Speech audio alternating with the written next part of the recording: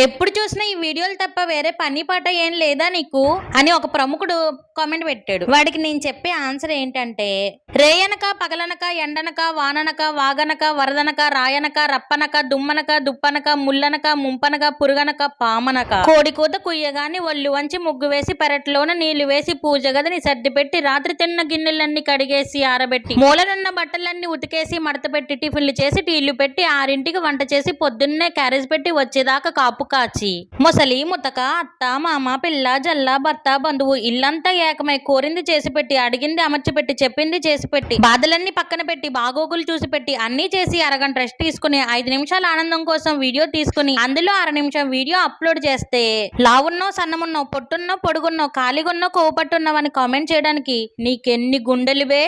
అమ్మైసా dialogue ఎలా ఉందో comment చేయండి. సరే గాని సబ్స్క్రైబ్ చేసుకోవడం మర్చిపోకండి. ఉంటాను.